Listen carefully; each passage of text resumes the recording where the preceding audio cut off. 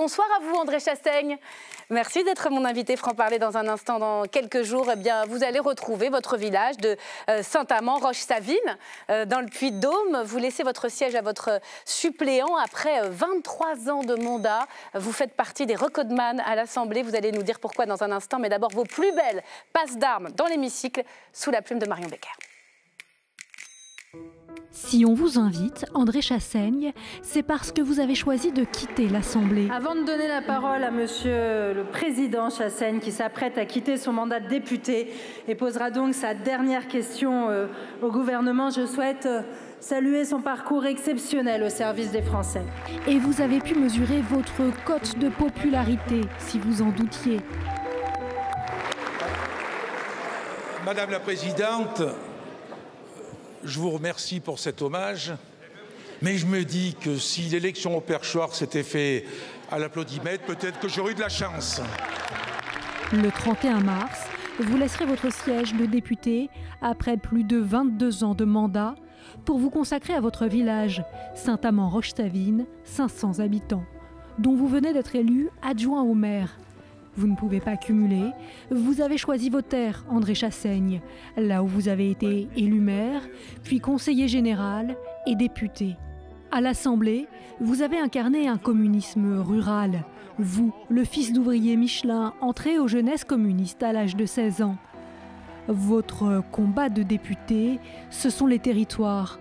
Dans l'hémicycle, vous avez bataillé et obtenu la revalorisation des retraites agricoles.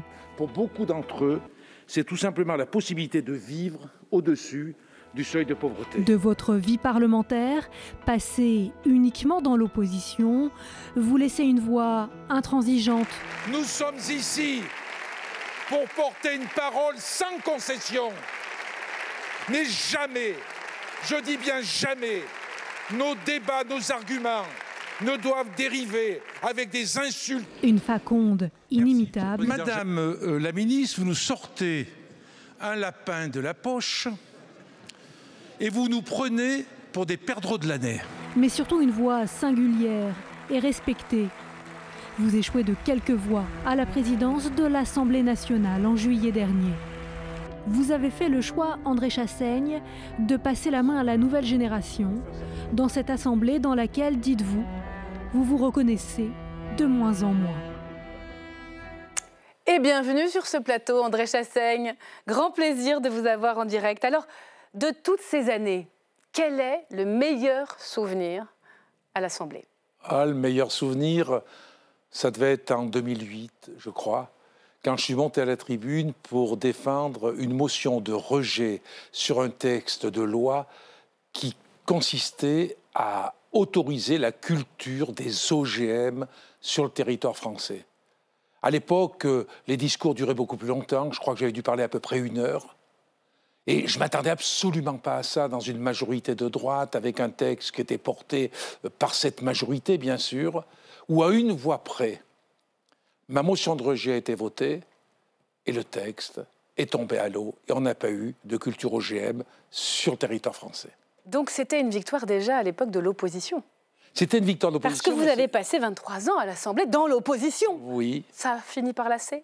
C'est pas que ça finit par lasser, mais quelquefois on se compare à ces critiques littéraires qui ont le jugement sur tout, sur le poème qui a été écrit, sur un roman, et on se dit, est-ce qu'on est soi-même à même de produire? Et c'est pour cette raison que quand on a la chance de faire passer des amendements qui ont du sens, voire des propositions de loi qu'on fait adopter à l'unanimité, on a une forme de fierté. Voilà, on a le sentiment de servir à quelque chose. Mais vous l'aimez, cette Assemblée, aujourd'hui, ce qu'elle est devenue? Même avec ces trois blocs que tout oppose, sans majorité? D'abord, ce que j'aime dans l'Assemblée, c'est le personnel de l'Assemblée. C'est la dame qui fait mon bureau, chambre le matin, c'est les serveurs du restaurant, c'est les chauffeurs, les huissiers, les déménageurs qui équipent nos lieux de vie. Et ça, pour moi, c'est ce qui me manquera le plus. Les personnes avec qui je discute, je m'arrête, on dit bonjour. Et vos collègues députés, dans cette Assemblée aujourd'hui? Bien sûr, les collègues députés, mais c'est différent. J'ai vécu une période où ça avait plus de sens pour moi.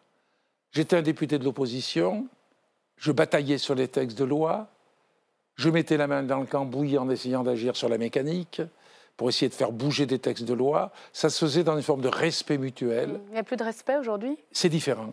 Ça veut dire quoi? Ça veut dire qu'on est souvent dans la radicalité du propos, une forme d'exacerbation du discours. À mon époque, il y a 20 ans, on parlait pour l'hémicycle, on parlait pour les députés qui étaient devant nous. On travaillait nos textes, on faisait des figures de style, on essayait d'avoir un talent oratoire. Et puis aussi, on parlait pour le compte-rendu écrit. Or, aujourd'hui... On parle pour qui? Celui qui est derrière les réseaux sociaux. Twitter? Eh bien, évidemment. La faute à qui? La faute, c'est la société d'aujourd'hui, c'est la civilisation d'aujourd'hui. Certains groupes n'ont pas plus de responsabilités que d'autres? Disons qu'il y a certains groupes qui ont été en avance sur d'autres par rapport à ça. Vous savez, moi, si je fais une bonne intervention, elle va être regardée 30 000 fois, 40 000, 50 000 fois. Et la plupart des députés beaucoup plus jeunes que moi, dès qu'ils font une intervention qui est calibrée, ça passe sur les réseaux sociaux. Et quand vous parlez de radicalité, vous pensez à la France Insoumise? Entre autres. Mais c'est vrai que la France Insoumise est venue avec une approche, une conception de la politique qui n'est pas forcément la mienne. Ils considèrent qu'aujourd'hui, c'est essentiellement une fonction tribunicienne, oui, où on doit frapper les esprits, on doit frapper l'opinion. Alors que je pense que c'est un seul pied, c'est la fonction tribunicienne. Il faut aussi être des fabricants de la loi. C'est-à-dire, c'est ce que je disais, fabriquer la loi. Sur les Insoumis, vous n'avez pas toujours été tendre avec Jean-Luc Mélenchon, vous l'avez toujours assumé, vous avez toujours défendu un candidat communiste autonome de la gauche à la présidentielle. Il fait du mal à la gauche aujourd'hui, Jean-Luc Mélenchon ? Je ne veux pas trop venir sur ce sujet, parce que souvent, d'ailleurs, les médias m'ont été ouverts pour que je dise du mal de Jean-Luc Mélenchon. Non, il peut faire du bien à la gauche aussi, c'est une question. Il assume un choix qu'il a fait. Est-ce que ce serait le meilleur des rassembleurs pour la gauche, pour que la gauche soit majoritaire? Je ne le pense pas. Il n'y a pas un peu d'amertume aussi quand on voit que vous avez presque été au perchoir, à quelques voix près? Non, aucune amertume. Vraiment, aucune amertume. J'ai eu la fierté d'être désigné par les 4 groupes de gauche du Nouveau Front Populaire pour porter le Nouveau Front Populaire dans cette élection. Le scrutin fait que j'ai été battu de 13 voix. Pas une fois d'ailleurs dans mon esprit, je pouvais imaginer qu'un communiste devienne président de l'Assemblée nationale. Fils d'ouvrier chez Michelin et fier de l'être. Pour moi, ça aurait été un espèce de coup de tonnerre dans notre République. Je ne dis pas que j'aurais mal fait, mais ce que je veux dire, c'est vrai que ça aurait été une révolution dans le Palais Bourbon. Alors, on vous appelle Dédé, honnêtement, oui. Que ce soit d'ailleurs ici au Palais Bourbon ou dans le Puy-de-Dôme. Mais un jour, en 2024, juste après la dissolution, il a fallu repartir en campagne. Personne ne l'avait prévu et cette campagne, elle était plus difficile. Pardon Dédé, mais cette fois, je vais voter RN. Vous l'avez entendu, cette phrase? Oui, des électeurs de ma circonscription me l'ont dit les yeux dans les yeux. Dédé, t'es sans doute le meilleur député qu'on a jamais eu. On a toujours voté pour toi, mais cette fois, on ne votera pas pour toi. Le fait qu'il me dise ça, bien sûr, c'est une forme de brutalité, mais c'était peut-être pas le plus grave pour moi. C'est que quand j'ai discuté ensuite avec des maires de nos petits villages, ils me disaient, les électeurs qui, justement, avaient fait le choix du Rassemblement national et d'une candidate que personne ne connaissait, qui avait quasiment jamais mis les pieds dans la circonscription. Que vous avez battu à l'arraché, oui, au deuxième tour. Voilà. Et ils me disaient, les électeurs viennent voter des étoiles dans les yeux. C'est-à-dire que ce n'était pas seulement un vote de rejet, voire de simple xénophobie, ou de tout ce qu'on peut imaginer. C'était un vote d'adhésion qui fait rêver finalement, oui, qui change la vie peut-être. C'était un vote d'adhésion, ce qui veut dire que l'erreur peut-être, c'est de ne pas avoir davantage conduit la bataille idéologique et de ne pas avoir anticipé ce qui était en fait un vote d'adhésion. Alors c'est pour ça que vous retournez dans votre village aussi pour les retrouver, vos électeurs, pour préparer le terrain aussi oui, à votre suppléant qui va vous remplacer. Ce qui est important, c'est la transmission. J'ai vu tellement de responsables politiques d'un certain âge, considérer qu'après eux, c'était la terre brûlée. Vous savez, moi, j'applique, je vais vous faire sourire, j'applique le droit canon. C'est-à-dire le droit canon, le droit du Vatican. C'est qu'à 75 ans, un curé ne doit plus avoir la charge d'une paroisse.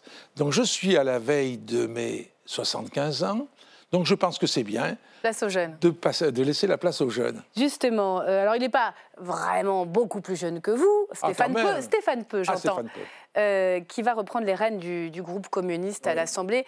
Vous êtes une cheville ouvrière de ce groupe. Il y a toujours eu un groupe communiste et c'est vraiment grâce à André Chassaigne. Qu'est-ce que vous lui dites? Qu'est-ce qu'il faut faire pour que justement ce groupe perdure? Maintenir l'équilibre entre les députés qui sont les députés communistes du groupe, avec un député GRS aussi, Emmanuel Morel, et les 8 députés des territoires dits d'outre-mer. Maintenir l'équilibre. Considérer qu'on mène des combats communs, ça se fait dans le respect mutuel.